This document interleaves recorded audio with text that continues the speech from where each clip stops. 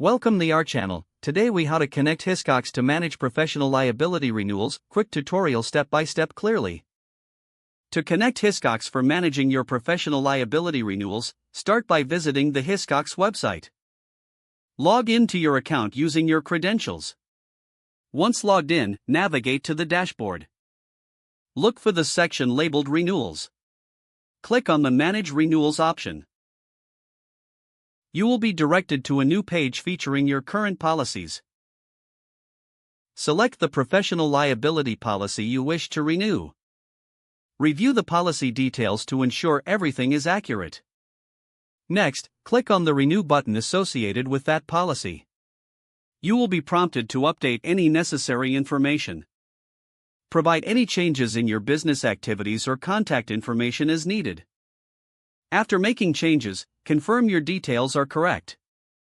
Proceed to review your renewal quotes. Choose your preferred quote for renewal. Follow the on-screen prompts to finalize the renewal process. Submit your renewal request. You should receive a confirmation email shortly after submission. Check your email for updates regarding your renewal. If you encounter any issues, utilize the help section on the Hiscox website. You can also contact customer support for assistance if needed. If the page does not load, refresh the browser or try again in a private or incognito window.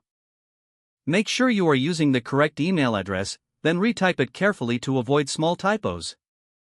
If your password is not accepted, use the reset option and create a new strong password you can remember. Check your spam folder for verification or security emails, then complete any requested confirmation steps. Enable two-factor authentication if available to improve account security and reduce unauthorized access risk.